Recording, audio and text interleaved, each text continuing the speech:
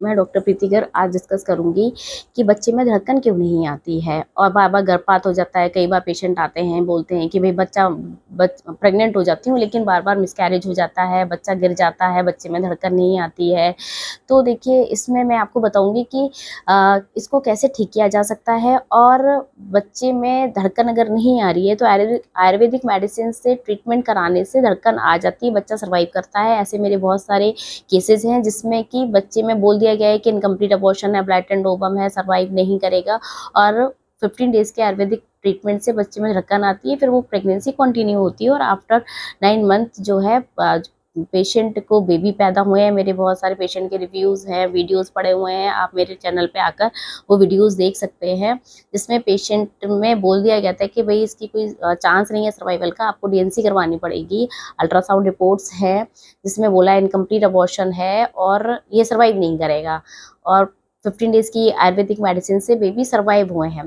तो सबसे पहले तो हमें ये जानना है कि भाई ये होता क्यों है कि भाई बार बार बच्चे में धड़कन नहीं आती है और बच्चा गिर जाता है, ऐसा क्यों होता है। तो सबसे पहला कारण है कि एडवांस एज, आपकी जो शादी हो रही है बहुत एडवांस एज में हो रही है, आप 35 है, 30 की एज में आप प्रेग्नेंट हो रहे हो, 35 की एज में आप प्रेग्नेंट हो रहे हो, तो थोड़ा इसमें ऐसे ही प्रॉब्लम्स आती हैं। आपको हिस्ट्री है पीसीओडी की कि भाई आपको प्रीवियसली आपको पीसीओडी रहा है, अब आप प्रेग्नेंट हुए, तो इसमें आपको ये प्रॉब्लम फेस करनी पड़ेगी। आपको थायराइड की प्रॉब्लम है, आपको हाइपोथायराइडिज्म है, हाइपरथायराइडिज्म है, तो इसमें भी ये प्रॉब्लम आती है। फिर तीसरा है कि आप बहुत ज़्यादा ओबेज हैं, कि आपकी ओबेसिटी है, आप तो बच्चे को नरिशमेंट नहीं मिलता है। आपका स्ट्रेस लेवल बहुत ज़्यादा है, आप बहुत स्ट्रेस लेते हैं, आपको ऑफिस का स्ट्रेस है, घर का स्ट्रेस है, और जब आप when you are not getting pregnant, मतलब आप प्रेग्नेंट नहीं हो रहे हैं, तो वैसे ही एक स्ट्रेस है कि भाई आप प्रेगनेंसी नहीं है तो स्ट्रेस लेवल बहुत ज़्यादा, उस टाइम आप प्रेग्नेंट हो गए तो फिर स्ट्रेस लेवल बढ़ता है। आपकी रूटीन लाइफ बहुत ख़राब है कि भई आप रात में देर तक जागते हैं, सुबह देर तक सोते हैं, तो ये कि वन ऑफ द कॉज़ है। तीसरा एक कारण है कि भई आप ना सेडेंटरी लाइफ बहुत ज़्यादा है, आप बैठे रहते हैं, आप चलते नहीं हैं। मैं मोस्टली वीडियोज़ में ये मैं बोलती हूँ कि आपको सेडेंटरी लाइफ को बाय-बाय करना है। अगर आप हाउसवाइफ हैं तो आपको हाउस होल्ड वर्क खुद करने हैं, आप वर्किंग हैं तो आपको ऑफ़िस में 1 आध घंटे के बीच में 10 मिनट का वॉक करना है, आपको स्टेयरकेस यूज़ करनी है, लिफ्ट यूज़ नहीं करना है। कोशिश करिए, फास्ट फूड आपको नहीं खाना है। अगर आप रात में देर तक सुबह देर तक सोते हैं और रात में देर तक जागते हैं, तो आपको ऐसा नहीं करना है। रात में आपको जल्दी सोना है, सुबह आपको जल्दी उठना है। अब ऐसा होता है कि एक और रीज़न होता है कि भई आपको एंटीफॉस्फोलिपिड सिंड्रोम है, जिसमें क्या होता है कि क्लॉट बन जाते हैं पेशेंट में, खून के अंदर ब्लड वेसल्स में खून के थक्के जम जाते हैं पेशेंट के। प्रेगनेंसी वैसे ही हाइपर कोगुलेबल स्टेज है जहाँ पर थक्का जमने की टेंडेंसी बढ़ती है, लेकिन एंटीफॉस्फोलिपिड सिंड्रोम अगर पेशेंट में है तो वो क्या होगा कि जो ब्लड वेसल्स हैं जो बच्चे को सप्लाई कर रही हैं उनमें एक थक्का जम जाएगा, खून के थक्के जम जाएंगे, तो बच्चे को नरिशमेंट नहीं मिलेगा। आपकी एक और कारण है कि आपकी एंडोमेट्रियम बहुत थिन है, आपकी मतलब आपने कोई फर्टिलिटी ड्रग ली है प्रेगनेंसी के लिए। एलोपैथी बहुत सारी ड्रग्स ऐसी होती हैं जिसमें क्या होता है कि ओवुलेशन कराते हैं, लेकिन वो क्या करते हैं कि उनका एक साइड इफेक्ट होता है कि वो एंडोमेट्रियम को पतला कर देते हैं। तो जो जहाँ पर बच्चा इम्प्लांट होने वाला है वहाँ पर वो बच्चा वो चीज़ जगह है वो पतली है, जहाँ फर्टिलाइजेशन ट्यूब्स में होता है, लेकिन इम्प्लांटेशन जो होता है वो एंडोमेट्रियम होता है, लेकिन आपकी एंडोमेट्रियम ही बहुत पतली है जो उस बच्चे को सपोर्ट नहीं कर पा रही है, तो वो हेल्दी नहीं है, पतली है, तो क्या होगा कि आपका मिसकैरेज हो जाएगा या फिर आपके बच्चे की ग्रोथ नहीं होगी आगे चल के। ठीक है, आपको ल्यूटियल फेज डिफेक्ट है कि भाई ओवुलेशन जो है वो आपका लेट हुआ है, 16 डे पर हुआ है, 16 डे पर हुआ है, 19 डे पर हुआ है, 20 डे पर हुआ है, 25th डे पर हुआ है। तो ल्यूटियल फेज डिफेक्ट जो वो होता है जहाँ पर ल्यूटियल फेज जो होती है वो लेस देन 10 डेज होती है। तो अगर ऐसा है तो भी आपके मिसकैरेजेस के चांसेस बहुत हैं, बच्चे में धड़कन नहीं आएगी, क्योंकि प्रोजेस्टेरोन की डिफिशियंसी है, हार्मोन की डिफिशियंसी है, इस वजह से प्रॉब्लम होगी। एक और होता है कि आपको डायबिटीज़ है जो अनकंट्रोल्ड है, कि भई आप डायबिटिक हैं और आपकी डायबिटीज़ कंट्रोल नहीं है, तब बच्चे में धड़कन नहीं आती है। आप बहुत पतले हैं, आप में ही न्यूट्रिशन की डिफिशियंसी है, जब आप में ही न्यूट्रिशन की डिफिशियंसी है तो बच्चे को न्यूट्रिशन वैसे नहीं मिलेगा। तो ये जो है ये बहुत सारे कारण हैं जिस वजह से कि बच्चे में धड़कन नहीं आती। अब ऐसा पता कैसे चलता है कि भई बच्चे में धड़कन नहीं आई है? तो पेशेंट जब प्रेग्नेंट होती है उसके बाद क्या होता है कि वो अल्ट्रासाउंड दिखाने जाती है, करवाने जाती है, तो वहाँ पर क्या होता है कि भई देखिए 5 वीक्स में क्या होता है कि 4 वीक्स में सेक्स बन जाता है, सेक के अंदर योक सेक होता है, फीटल पोल होता है।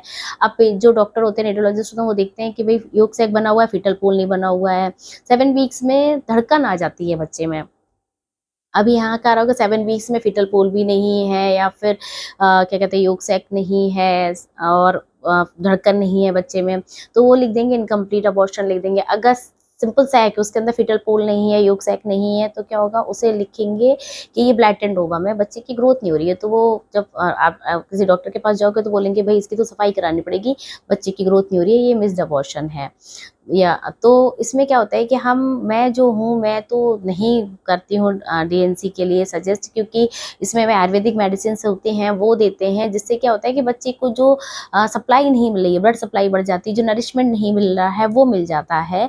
तो बच्चे की सर्वाइवल है, बहुत रिपोर्ट्स हैं जो मैं अभी आपको दिखाऊंगी कि इसमें ये जो रिपोर्ट्स हैं इनमें इनकम्प्लीट अबॉर्शन लिख दिया गया है कि भाई हाँ ये पेशेंट का इनकम्प्लीट अबॉर्शन है। बस सेकेंड रिपोर्ट आप देखिए तो उसमें ये है कि हाँ बेबी में धड़कन आई है, और ये इस लेडी की 9 मंथ के बाद बेटी पैदा हुई है। इनका रिव्यू भी है, मतलब उन्होंने रिव्यू दिया हुआ है, मेरे इसमें वीडियो में पड़ा हुआ है, और इंस्टाग्राम पे भी इनके रिव्यूज़ पड़े हुए हैं, यूट्यूब चैनल पे भी मेरे इनके रिव्यूज़ पड़े हुए हैं। तो बहुत सारे पेशेंट ऐसे हैं जिनको ये बोल दिया गया कि भाई आपकी ग्रोथ नहीं हो रही है बच्चे की और आपको डीएनसी करवानी पड़ेगी।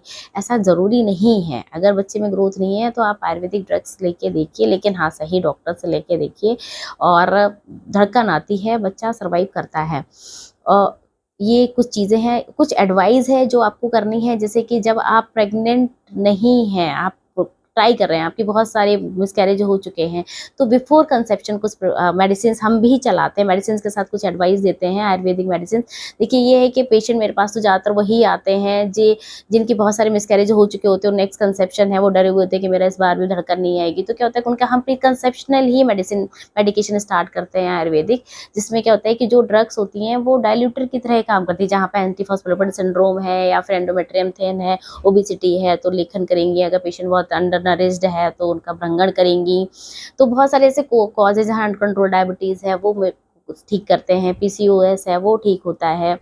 तो उसके साथ साथ कुछ एडवाइजेज होती हैं कि भाई आपको डेली रूटीन में आपको पूरी करनी है, वो वाली एडवाइजेज पूरी करनी है। जैसे कि आपको क्या करना है कि लहसुन खाना है, आपको मुलेठी खानी है, आपको प्राणायाम करना है, आपको विपरीत कर्णासन करना है, आपको अपनी फिजिकल एक्टिविटीज़ बढ़ानी है, आपको स्ट्रेस नहीं लेना है, आपको रात में जल्दी सोना है, सुबह जल्दी उठना है। तो ये जो कुछ चीज़ें हैं, ये जो एडवाइजेस के साथ आपको आयुर्वेदिक मेडिसिन के साथ में ये आप पूरा करेंगे तो आपका बेबी सर्वाइव करेगा। बहुत सारे हैं जिनका एक बच्चा बार बार गिर जाते हैं, फिर वो सर्वाइव हुआ, सेकंड में फिर तो प्रॉब्लम आती नहीं है, सेकंड बेबी तो उनके आराम से हो जाते हैं, क्योंकि जब एक बेबी सर्वाइव कर जाता है ना यूट्रस में, तो यूट्रस का ब्लड फ्लो अच्छा हो जाता है, तो दूसरी बेबी को होल्ड करने की कैपेसिटी बढ़ जाती है यूट्रस की। तो सेकंड जो कंसेप्शंस होते हैं बहुत आराम से हो जाते हैं, उसमें ऐसी कोई प्रॉब्लम नहीं आती है कि उनके में धड़कन नहीं आ रही है। तो ये कुछ एडवाइजेज हैं जो मैंने आपको इसमें दी हैं, लेकिन ये आपको जो मेडिसिन हैं वो ऐसे ही नहीं लेनी है मार्केट से जाके, जैसे आप शतावरी अश्वगंधा ले आए और बस आपने सोचा अब तो हो जाएगा, ऐसा नहीं है। आप प्रॉपर डॉक्टर से कंसल्टेशन लेकर आप ट्रीटमेंट लीजिए। कुछ एडवाइजेज जो मैंने आपको बताई हैं कि भाई आपकी फिजिकल एक्टिविटीज़ बढ़ानी है, आपको प्राणायाम करना है, आपको अनुलोम विलोम करना है, विपरीत कर्णासन करना है आपको, और अपनी जो फास्ट फूड है वो आपको नहीं लेना है, और आपको सेडेंटरी लाइफ स्टाइल को बाय बाय करना है। तो ये जो चीज़ें हैं ये आपको करनी है, तो आपका बेबी डेफिनेटली सर्वाइव होगा। Thank you so much.